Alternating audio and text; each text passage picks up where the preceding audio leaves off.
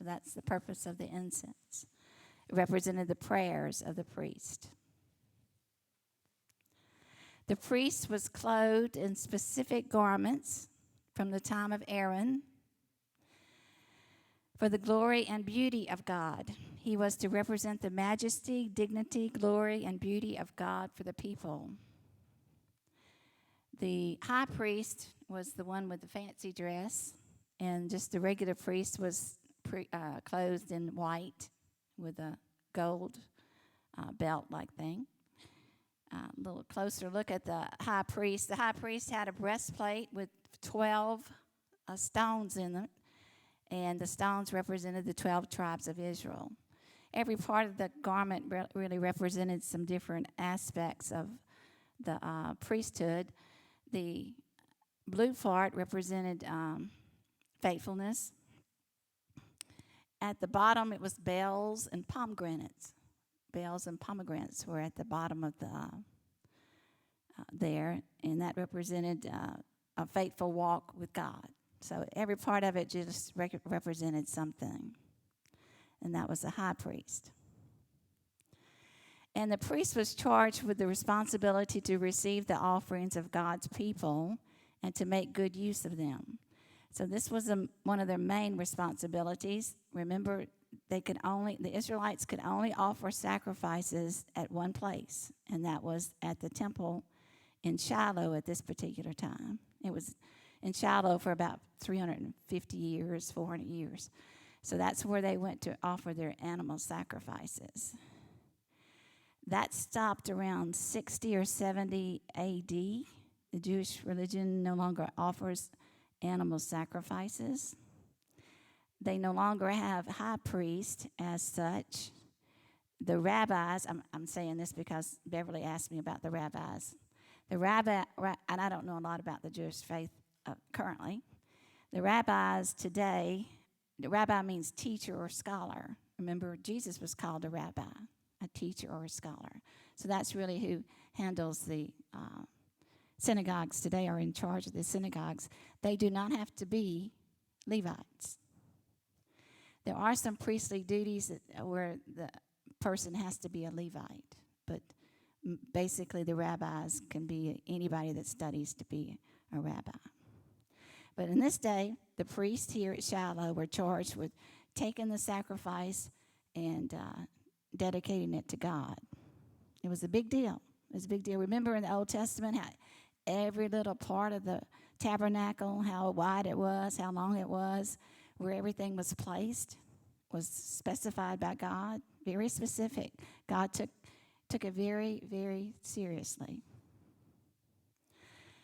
So that brings us to Unit 9, Session 5, following their own desires. 1 Samuel 2 through 7, chapters 2 through 7. Point 1, the priest's evil sons are contemptible. So we have some evil priests here taking care of God's business. Verse 12 says, I think it's chapter 2, verse 12. Eli's sons were wicked men. They had no regard for the Lord. So he had two sons that were priests. The high priesthood usually went from father to son, but his two sons were corrupt. Doesn't mean he was a bad parent totally, because he was raising Samuel too, and Samuel turned out pretty good. But these two guys, Hophni and Phinehas, were corrupt priests in the temple. Corrupt priests. That's not good. Verse 13 said they had no care for the priest's share of the sacrifices from the people. When any man offered a sacrifice, the priest's servant would come with a three-pronged meat fork while the meat was boiling and plunge it into the container or kettle or cauldron or cooking pot. The priest would claim for himself whatever the meat brought up. So it kind of got like a shoveled up their meat. This is the way they treated all the Israelites who came there to Shiloh. Even before the fat was burned, the priest's servant would come and say to the man who was sacrificing, "Give the priest some meat to roast, because he won't accept boiled meat from you, only raw." So sometimes they got it raw. Now, why did they want the meat? For them to eat? No, they were taking it and selling it. They were greedy people. If that man said to him, the fat must be burned first, then you can take whatever you want for yourself. So these people were just getting, the two priests, the two sons, were taking advantage of the people, their sacrifices. The servant would reply, no, I insist that you hand it over right now. If you don't, I'll take it by force. Okay, not sacrifice is supposed to be given, right? Freely given. They would take it by force if they didn't give it to them the way they wanted it. Let's look at animal sacrifices. God's portion, the fat was thought to be the most luxurious, best part of the animal, so they gave it to God. So if you burn your fat and you're frying your meat, the fat's what makes it smell so good, right? So the best portion was supposed to be God's portion. What were these people doing? Taking it before the fat was burned because they were greedy. The priest's portion was supposed to be part of the breast and part of the shoulder. That's forever. That was the rule. Part of the breast and part of the shoulder. What were these people doing? Taking as much as they could, okay? Kind of like shoveling it out, and then so that they could sell it. And then you had the worshiper's portion. So there was 3 portions there. God's portion, which should have been the fat burned off. The priest's portion, which should have been part of the breast and part of the shoulder. And then the worshiper's portion, which would be the rest of it. Verse 17. So the servant's sin was very severe in the presence of the Lord, because they treated the Lord's offering with contempt. The first part of that verse, so the servant's sin was very severe in the presence of the Lord.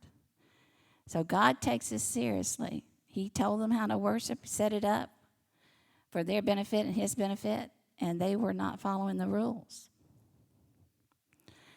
The greatness of the sin of Eli's sons was clear because through their greed, violence, and intimidation, they made others not want to come and bring offerings to the Lord. I mean, you go once a year to give your sacrifice to the Lord, and you're going to be treated like that. Would you want to go back the next year? No, you wouldn't. So the greatness of the sin of it was bad enough that what they themselves did, but the greater sin of Eli's sons was in how they hurt other people. Actually, people stayed away from them away from sacrificing and worshiping God because of Eli's sons, their greed. But that was their first sin. Let's look at Christianity just a minute and how we worship today. We don't have animal sacrifices, never have. We have 2 ordinances, baptism and the Lord's Supper. Has baptism been corrupted over the years?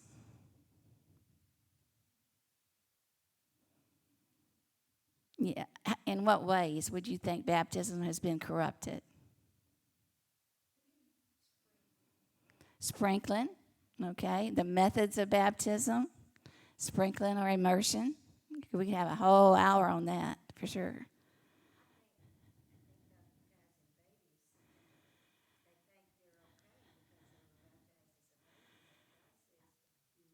Choice, and that's a parent's. Very good. Baptism of babies. If a baby thinks they're baptized into a particular church, they think they're saved forever, right? So they don't ever have to make that decision. That's true. What we do last May, a few Sundays ago, had baby dedication. Is there anything wrong with that? No. We are not saying that baby's saved. We're saying those parents in the church are dedicated to helping that child grow up in the Lord. All right, so baptism can be corrupt, okay, since people can use it to say, hey, you have to be baptized to be saved, right? Do you have to be baptized to be saved? No. There are no conditions to salvation. Baptism is not one of those. But people do say that. The Lord's Supper, has that been corrupt? How has that been corrupted? Communion, we'll call it communion for other churches. We call it the Lord's Supper and communion. Just last week, the Archbishop of San Francisco said that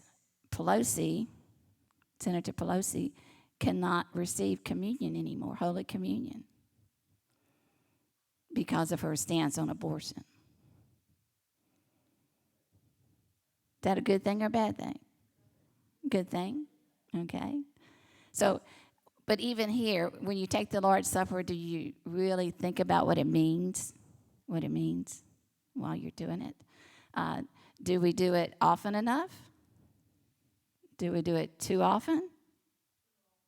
Too often, okay. Some people say no, not often enough. Some people say too often. All right, so that's not our decision to make. We just come do it. Is it as serious as it should be? That's our only two ordinances. But what about our message of salvation? I just mentioned some people say you have to be baptized to be saved. The only reason you have to be baptized is to follow Jesus in baptism. And also, if you want to become a member of a Baptist church, a Southern Baptist church, you have to be baptized. Not necessarily in the church that you join, but somewhere you've had to been baptized by immersion.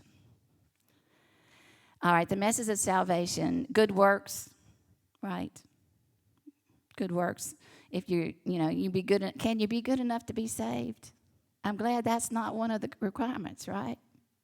Because I don't think I could ever be good enough to be saved, not compared to what God is. So our message of salvation, that can be corrupted, okay? Bring your money to the church and give it to me. And some pastors, especially televangelists on television, want to give you money. And they pray for you, and that make, So our message of salvation has been distorted. So, we're not perfect. Our Christianity, our religion is not perfect either. Weddings. Let's talk about weddings just a minute. Do you agree that people probably spend too much money on weddings? If you just had one, you know that. A lot of people sometimes, of course, we can say same-sex marriages and all that kind of stuff being done in the church. That would be a perversion for sure, or even a minister performing one somewhere else. That's a perversion for weddings. It just costs too much, and they major on the dress, what the dress looks like. They're not just really majoring on what happens after this, So weddings. Any of you ever been to a destination wedding? That's a big thing now, going over to get married on the beach in Hawaii or on a cruise ship. I don't know why anybody wouldn't want to be married in their church. It's certainly they're just as married if they get married at home as if they get married in the church. But I don't see there's a disconnect nowadays with the church. That should be a meaningful time for you, I would think. I think that's been corrupted. Same thing with baptism. These youth retreats, I'm sure you've been on one where you've had somebody being baptized in the ocean, okay? Anything wrong with that? No. Would you have wanted to be baptized in the ocean, or would you want to be baptized in the church with your family and everybody there? Again, so tithes and offerings, again, these televangelists, they just want your money. Send me your money and you can be saved. Send me your money and you can walk again. I mean, this has certainly been corrupted over the years. Verse 22 says, second sin. Now Eli was old. He heard about everything his sons were doing to all Israel and how they were sleeping with the women who served at the entrance to the tent meeting. So this was the second sin, immorality. They were immoral people, not just greedy. So the sons of Eli were committing sexual immorality with the women who came to worship at the temple. The women could have been workers in the temple, or they could have been prostitutes like the pagans do. So that was a big issue with the Israelites, they always wanted to do the same thing the pagans in the area did, and they had prostitutes at their worship places. So this was immorality. This was bad, sexual sin. What about Christianity today? Okay, we kind of look down on those people. Oh, those priests were doing bad things. How many pastors have been caught in adultery? Lots of them, right? Because they're human, they're men. They're not gods, they're men. So we've had some pastors caught in adultery. Youth ministers taking advantage of youth or children, child abuse in the church. The youth ministers, sometimes the pastors are involved in stuff like that. Big issue today. That's why we do background checks, right? For anybody working in our children's department or our youth department. I guess we do background checks. Immoral church members, we can't just put it on the pastors and the youth ministers. We have immoral church members, members that are businessmen that cheat on their taxes. Now, I don't want to pay 1 penny more than I have to, okay? I'm not saying looking for ways to get out of it, so that's okay. But cheating on their taxes, or not cheating their workers. We have businessmen in our churches that just do things like that automatically in business and have no qualms about it. That's immoral to me. And other immoral church members, people that commit adultery and things like that too. It's in our churches, right? In our churches today. There's an SBC scandal, Southern Baptist Convention scandal. Have y'all read about this one? Guidepost Solutions, which is an investigation firm, it looked into how the SBC Executive Committee board members and staff mishandled abuse claims, mistreated victims, and resisted abuse reform initiatives. That report's going to come out pretty soon, and it's probably going to be a big issue in the convention in June in Anaheim. I think it's in Anaheim, if I'm not wrong, California this year. So they're trying to make it like that it compares to the same kind of scandal that was in the Catholic Church with the priest abusing children. I don't think that's true, is it? I mean, I don't know of any widespread abuse in Baptist churches. I'm sure there were some. I know in Memphis just last year there was something like that happened. And then again, the Southern Baptist Convention can't fire a pastor, can they? They can't tell a church, you need to fire this. Well, I guess they can tell a church, you need to fire this pastor. But does the church have to do that? So I'm not really sure what this committee is all about, if it's just to stir up stuff or what's going on here, because we're an association of churches where each church has its own identity and is free to do whatever it wants to do. Now, the Southern Baptist Convention can make some rules or guidelines, but they can't come in and fire a pastor. So I'm not sure where this committee's going, where this report's going, but we'll see. Last year. Well, I guess they're kind of playing it low key, which I wouldn't blame them for doing. But that's something we could pray about for sure. All right, so they were greedy and they were immoral. And this is Eli. He learned about it, okay? Like, I don't know how he couldn't notice that, what was going on in his own temple, but he was the high priest. He said to his sons, this is what he said to them, "Why are you doing these things? I have heard about your evil actions from all these people. No, my sons, the report I hear from the Lord's people is not good.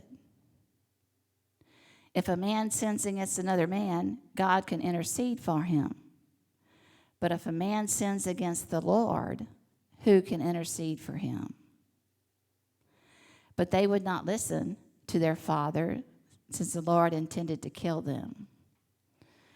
And that just means judge them, bring judgment on them. So what did Eli do? Did he take them and say, you can't be priest anymore? No, he just said, why are you doing this? This is not good. Why are you doing this? He just talked to them. Those of you who have children, did you ever just talk to your child? There was usually some consequences too, right? Eli just talked to his sons. He never took the necessary action to correct the problem. So he did not correct his two sons who were priests, who were wicked men, who were doing terrible things in the church. He didn't correct them.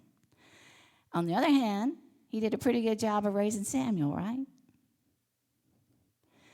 God saw that they were corrupt, and he judged them for it. So that was God's judgment. Point 2. The priest's evil sons are rejected. Verse 30. Therefore, this is a declaration of the Lord, the God of Israel.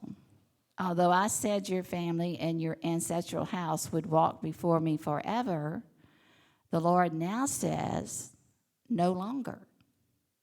I will honor those who honor me, but those who despise me will be disgraced. Wow. That's a condemnation, right? For a priest, for a pastor, for a church member. No longer. I will honor those who honor me, but those who despise me will be disgraced. Look, the days are coming when I will cut off your strength and the strength of your ancestral family, so that none in your family will reach old age. Not just them, but their family.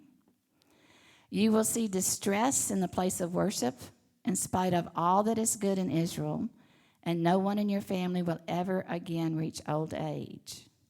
Gets worse, huh? Any man from your family I do not cut off from my altar will bring grief and sadness to you. All your descendants will die violently. And this will be the sign that will come to you concerning your two sons, Hophni and Phinehas. Both of them will die on the same day. God takes sin seriously, and so should we. These were priests. These were people taking advantage of the people that came to the temple.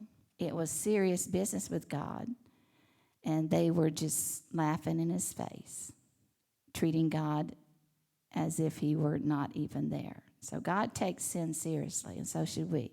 So whatever we're embroiled in our sin, and we all sin, remember God takes it seriously. Sin carries with it consequences. While you may choose your sin, we cannot choose the consequences. So when you sin, you don't know what the consequences are going to be, but you know there are going to be some. Unless we ask forgiveness and God cleanses us of those sins, okay? They don't all have consequences. Our sins affect many others as well, okay? It doesn't matter if people don't know about your sin. It matters that you know and that God knows. There are lots of people that may be affected by your sins and our sins. There were people that affected the whole nation of Israel was affected by the sins of Hophni and Phinehas because they didn't want to come bring their worship, their sacrifice for worship. So our sins may affect others. Point 3, the priest's evil sons are judged. Israel went out to meet the Philistines in battle and camped at Ebenezer, while the Philistines camped at Aphek. The Philistines lined up in battle formation against Israel, and as the battle intensified, Israel was defeated by the Philistines, who struck down about 4,000 men on the battlefield. That didn't happen very often with the Israelites. Who were the Philistines? They were an immigrant people from the island of Crete. They moved more and more into that area until they had 5 big old city-states. They were the first people in Canaan to process iron. They had Greek military equipment such as helmets, shields, chain mail armor, swords, and spears. So they had all these kinds of military equipment, making the Philistines more formidable opponents. All right, so usually those kinds of things wouldn't matter for the Israelites, right? When they went into battle, it was because the Lord directed them into battle, and the Lord won the battle for them, right? So this really shouldn't have worried the Israelites too much. Verse 3. When the troops returned to the camp, the elders of Israel asked, "Why did the Lord let us be defeated today by the Philistines?" See, they didn't understand it. Why were we defeated? "Let's bring the ark of the Lord's covenant from Shiloh.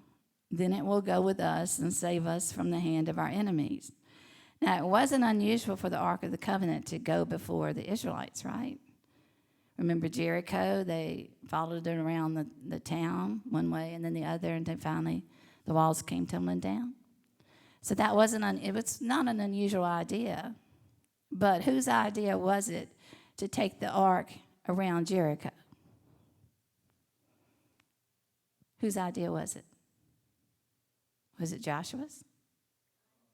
It was God's idea. God told him to do that. Doesn't look like they're asking God's help, right? It looks like they're saying, hey, this is a gimmick. This is our charm, our good luck charm. This is magic for us. Let's go get the Ark of the Covenant and take it into battle. So the people sent men to Shiloh to bring back the Ark of the Covenant of the Lord of hosts, who dwells between the cherubim. So they went and said, bring the ark. Eli's two sons, Hophni and Phinehas, were there with the Ark of the Covenant, so they brought it. When the Ark of the Covenant of the Lord entered the camp, all the Israelites raised such a loud shout that the ground shook. Okay. The Philistines heard the sound of the war cry and asked, "What's that loud shout in the Hebrews' camp?" When the Philistines discovered that the Ark of the Lord had entered the camp, they panicked. "The gods have entered their camp," they said. "Woe to us, nothing like this has happened before." All right, so they panicked. Just the noise panicked the Philistines. "Woe to us, who will rescue us from the hand of the magnificent gods?" See, they thought they were gods. "These are the gods that slaughtered the Egyptians with all kinds of plagues in the wilderness." See, they even knew the background. It happened 300 years ago. "Show some courage, be men, Philistines, otherwise you'll serve the Hebrews just as they've served you. Now be men and fight." All right, so they decided to fight. So the Philistines fought, and Israel was defeated, and each man fled to his tent.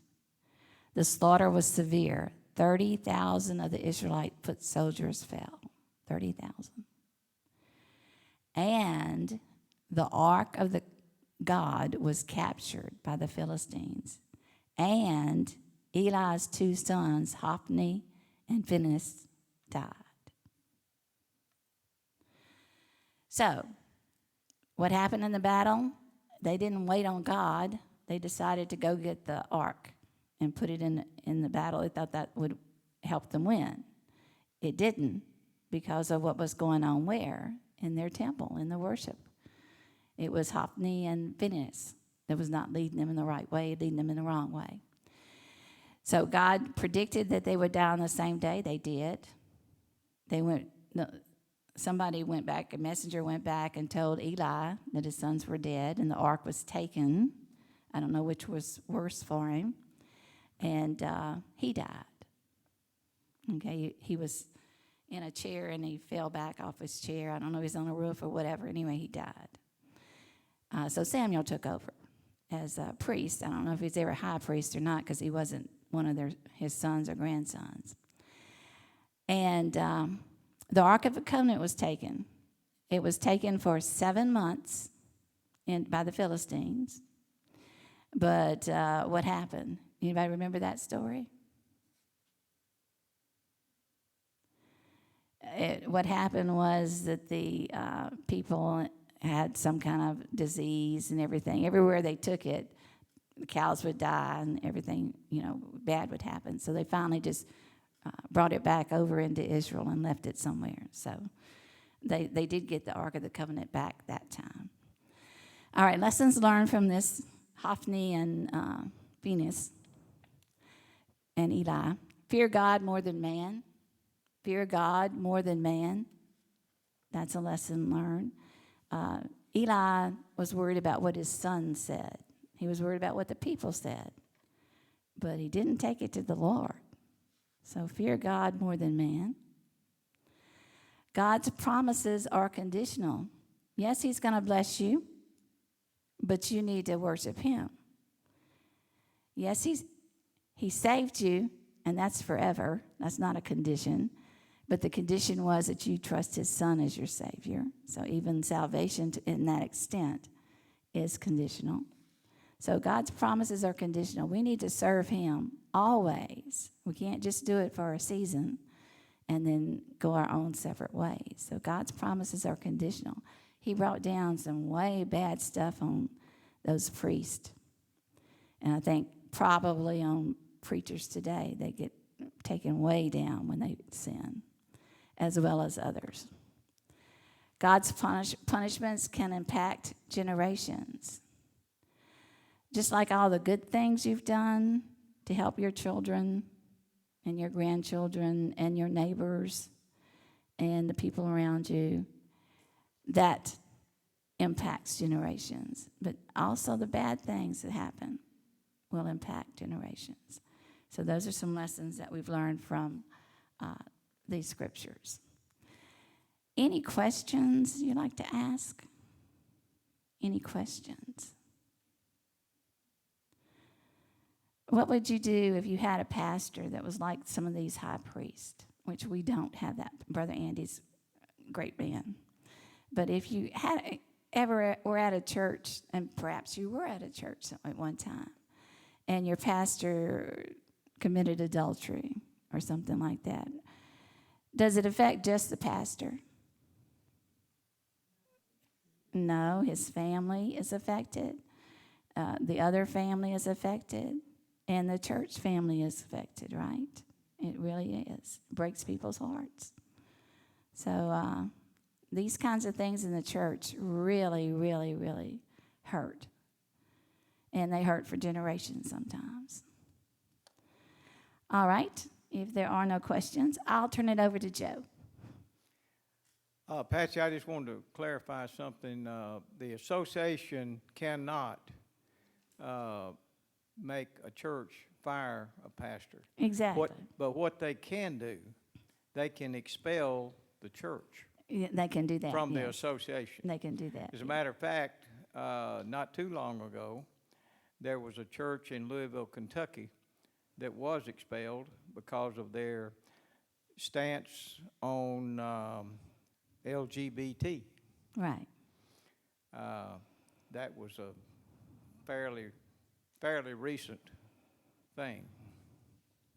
Right. That's a good point. Yeah. They can't make a church do it. We're independent. West Jackson Baptist Church is an independent church. But they can expel us from the Southern Baptist Convention or from the association. That's true. All right, any other comments before I give it back to Joe? Yes, ma'am.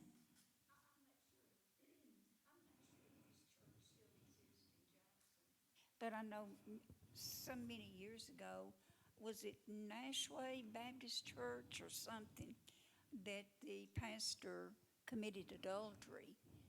But I don't know whether that church still exists anymore. I think it might have fallen away due to the Right. pastor. Right. Anybody know about that church? What was the name of it? Nashway Baptist Church. Okay. Yeah, church leaders, it's important that they be blameless. As we should all be. Because it does affect generations. All right, Brother Joe, prayer request. Okay. First of all, I'd like to make sure everybody knows we got our new books, and we won't use them next Sunday, but the next Sunday we will. And the books are on the table. They look like this. So everybody that don't have one, get one.